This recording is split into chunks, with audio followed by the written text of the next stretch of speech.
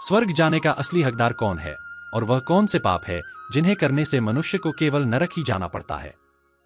दोस्तों, आज की इस खास वीडियो में हम आपको बताने की कोशिश करेंगे कि दान, धर्म, जप, तप, पूजा पाठ आदि प्रकार के लाखों पुण्य के काम करने के बाद भी कुछ मनुष्य नरक में ही क्यों जाते हैं तथा अत्यधिक घोर पाप करने पर भी कुछ मनुष्य को स्वर्ग की प्राप्ति किस पुण्य के कारण मिलती है।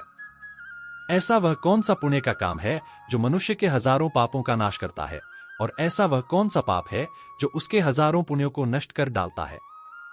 दोस्तों, स्वर्ग और नरक किस किस पुण्य और पाप की वजह से मिलता है, यह हम आपको एक पौराणिक कथा के माध्यम से बताने का प्रयास कर रहे हैं। दोस्तों, एक समय की बात है, देवर्षि नारद बहुत ही बेचैन और चिंतित होकर वैकुंठ लोक में जाते हैं और भगवान विष्णु जी से पूछते हैं, हे प्रभु, कुछ मनुष्य पाप करने पर भी स्वर्ग में क्यों जाते हैं और कुछ मनुष्य को पुण्य करने के बावजूद भी नरक में क्यों जाना पड़ता है, और मनुष्य द्वारा किए गए वह कौन से कार्य हैं जो समस्त पुण्यों को पल भर में ही नष्ट कर देते हैं। भगवान विष्णु जी देवर्षि नारद की तरफ देखकर मुस्कुराते हैं और कहते हैं, हे देवर्षि, आज अपने समस्त मानव जाति के कल्याण के लिए बहुत ही महत्वपूर्ण प्रश्न पूछा है। इन सभी प्रश्नों के उत्तर के लिए आपको मैं एक प्राचीन इतिहास सुनाता हूं। इस प्राचीन कथा को सुनने मात्र से ही आपके सभी सवालों के उत्तर आपको अवश्य मिल जाएंगे। भगवान विष्णु जी कहते हैं कि जो भी मनुष्य इस प्राचीन कथा को ध्यान से सुनेगा अथवा इसका गुणगान करेगा, उस मनुष्य के सभी पाप तो नष्ट होंगे और घर में धन दौलत और सुख समृद्धि भी रहेगी। इसलिए हे देव ऋषि, आप भी इस कथा को अंत तक ध्यान से जरूर सुनिएगा। देवर्षि नारद कहते हैं, हे प्रभु, मैं इस कथा को ध्यान से पूरा अवश्य सुनूंगा और इसका प्रचार भी करूंगा। भगवान विष्णु कहते हैं, हे देवर्षि, बहुत समय पहले की बात है, एक नगर में एक ही समय पर 5 मनुष्यों की मृत्यु एक ही साथ हो जाती है और यम के दूत सभी 5 मनुष्यों को एक साथ यमलोक ले जाते हैं। यमलोक पहुंचने पर वहां का दृश्य देखकर वे सभी बहुत भयभीत हो जाते हैं।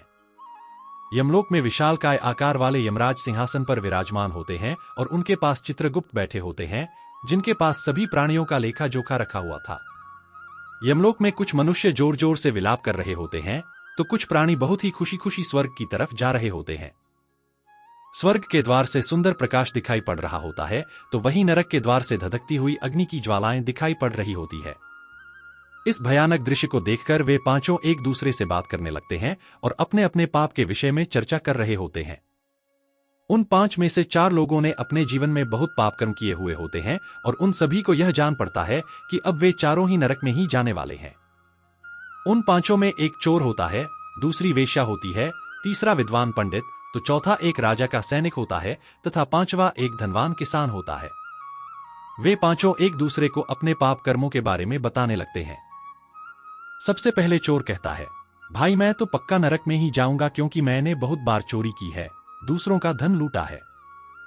मैंने चोरी करके बहुत सारे परिवारों को कष्ट दिया है, लेकिन ऐसा मैंने मजबूरी में किया था। चोरी करके मैं अपने परिवार का पेट पालता था क्योंकि मुझे कोई काम नहीं देता था। शायद मेरी किस्मत में भगवान ने नरक ही लिखा है। मेरे द्वारा किए गए पापों के कारण यमराज पक्का मुझे अगला जन्म किसी न किसी पशु के रूप में देंगे और मुझे मुक्ति नहीं मिलेगी। उसके बाद वह वेश्या बोलती है, भाई, हम 5 में से सबसे बड़ा पाप मैंने किया है। मैं प्रत्येक दिन किसी न किसी गैर मर्द के साथ संबंध बनाती थी। मेरे इस पाप के लिए यमराज मुझे कठोर दंड देंगे। किंतु मैं सच कहती हूं, मैंने यह पाप जानबूझकर नहीं किए हैं। जब मैं छोटी उम्र की थी तभी एक दुष्ट व्यक्ति मुझे उठाकर ले गया और जबरदस्ती मुझे वेश्या बना दिया। मैं अपने मन से कभी भी किसी के साथ संबंध नहीं बनाना चाहती थी, पर मेरे पास जीवित रहने के लिए केवल यही उपाय था। मैं करती भी तो क्या करती, मेरे पास इतनी शक्ति नहीं थी कि मैं उस दुष्ट पुरुष से लड़ सकूं। पता नहीं किस पाप के कारण मुझे इस जन्म में वेश्या बनना पड़ा और यमराज अब मुझे ना जाने कौन से पशु के रूप में जन्म देंगे। मैंने जो पाप किया है उस पाप के कारण यमराज अवश्य मुझे नरक में धकेल देंगे। उसके बाद वह सैनिक बोलता है, भाई, हम 5 में सबसे बड़ा पापी तो मैं ही हूं। मैंने इस सैनिक रूपी जन्म में बहुत सारे पाप किए थे। मैं राजा का सिपाही था, इसीलिए मैं लोगों पर जोर जबरदस्ती करता था। मैंने बहुत सारे लोगों को सताया, बहुत सारे निर्दोष लोगों को दंड भी दिया था। मैंने बहुत सारे लोगों से रिश्वत रूपी पैसा भी इकट्ठा किया था। मेरे पापों के कारण यमराज मुझे कभी भी माफ नहीं करेंगे और मैं निश्चित ही नरक में ही जाऊंगा। लेकिन मैंने यह सभी पाप जानबूझकर नहीं किए, अपने राजा के आदेश से और अपने परिवार के पालन पोषण के लिए मुझे यह पाप करने पड़े। हमारा राजा जो कहता था उसका पालन हमें करना ही पड़ता था। भला कोई भी साधारण सा सैनिक राजा के विरुद्ध कैसे जा सकता है? इसीलिए भाइयों, अब मेरा नरक में जाना तो तय है। उसके बाद वह विद्वान पंडित बोला, हम पांचों में से सबसे बड़ा पापी तो मैं हूं, क्योंकि तुम लोगों ने जो भी पाप किए हैं वह किसी के कहने पर किए हैं, या परिवार के मोह में आकर किए हैं, अथवा किसी ने जबरदस्ती तुमसे करवाए हैं। लेकिन मैं तो विद्वान था, मुझे सच और झूठ का भी ज्ञान था। मुझे सत्य और सत्य के बीच का अंतर अच्छी तरह पता था, लेकिन फिर भी मैंने धन के लालच में यह पाप किए हैं। मैंने अपने ज्ञान का उपयोग लोगों की सहायता के लिए नहीं, बल्कि उनसे धन को कमाने के लिए किया है। मैंने लोगों को ज्ञान देने के बदले में उनसे पैसे लिए हैं, कभी किसी को मुफ्त में ज्ञान नहीं दिया। इसीलिए आप पांचों में सबसे बड़ा पापी तो मैं ही हूं और मुझे ही नरक में जाना पड़ेगा। शास्त्र कहते हैं कि जो सब कुछ जानकर भी पाप करता है वह निश्चित ही नरक में गिरता है। उन चारों की बात सुनकर वह धनी किसान हंस पड़ा और बोलने लगा, तुम चारों तो इतने बड़े पापी हो कि तुम लोगों को नरक में जाना ही पड़ेगा। तुम लोगों ने घोर पाप किए हैं और इसीलिए यमराज तुम लोगों को कभी माफ नहीं करेंगे। यहां पर मौजूद मैं अकेला ही सबसे अधिक पुण्यवान हूं। मैंने अपने जीवन में बहुत ब्राह्मणों को दान दक्षिणा दी है, पूजा पाठ किया है। मैंने अपने जीवन में बहुत सारे गरीबों को धन भी दिया है। मैं अपने घर पर आए हुए अतिथियों को कभी भी खाली हाथ नहीं भेजता था। मैंने मंदिरों में जाकर भगवान की पूजा अर्चना भी की है। मृत्यु के पश्चात अब मेरे सभी पुत्र मेरी आत्मा की मुक्ति के लिए बड़े कार्यक्रम का आयोजन कर रहे हैं। वे मेरे लिए श्राद्ध, दान, यज्ञ आदि कर रहे हैं, इसीलिए मैं सबसे अधिक पुण्यवान हूं। मेरी 2 पत्नियां और 7 पुत्र हैं। इतने लोग मेरी मुक्ति के लिए उपाय कर रहे हैं। और हां, मैंने अपने जीवन में कभी कोई पाप नहीं किया है, और जाने अनजाने में किए भी होंगे तो मेरे पुत्रों के श्राद्ध आदि के कार्यों द्वारा मेरे पाप भी नष्ट हो जाएंगे। इसीलिए मुझे पूरा विश्वास है कि यमराज मुझे अवश्य ही स्वर्ग में भेजेंगे और मुझे मोक्ष की प्राप्ति निश्चित ही होगी। फिर वे पांचों धीरे धीरे आगे बढ़ने लगते हैं, और फिर जब उनका समय आता है तो उन पांचों के पाप और पुण्य के कर्मों का मूल्यांकन किया जाता है। सबसे पहले बारी आती है उस चोर की, और फिर चित्रगुप्त उसका लेखा जोखा निकालते हैं। कुछ देर तक विचार करने के बाद उसके पाप पुण्य का मूल्यांकन करके यमराज उसे स्वर्ग में जाने के लिए कहते हैं।